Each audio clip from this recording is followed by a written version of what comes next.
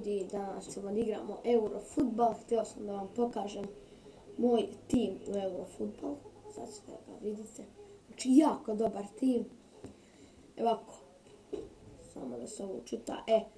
Tu su Mandanda na golu, u odbrani Bonucci, Kolo Touré, Felipe Luis i Maggio.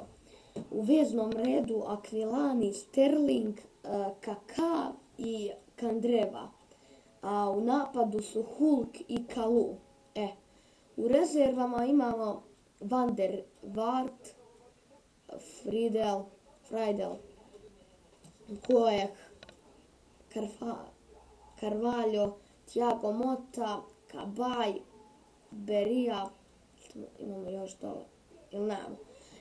Tu je taj tim koji sam ja htio da vam pokažem. Znači, on ima power 5986. Znači, ovo je jako dobar tim. Znači, on je jači od PSG-a. Znači, jači od PSG-a. Možda mu je PSG sad najbolji rival. Znači, ja želim da poboljšam ovaj klub. Jako je dobar. Mnogo mi je trebalo napraviti ovakav tim. A isto ja imam drugi profil, pa ću vam na drugom profilu snimiti kakav mi je tamo tim. Tamo mi je malo slabiji, ali i tamo su dobri igrači.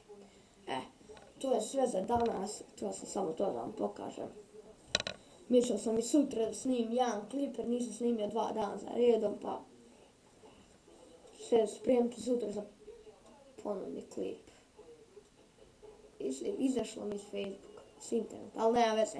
Vi ste pogledali taj moj tim i to je bilo sve za danas.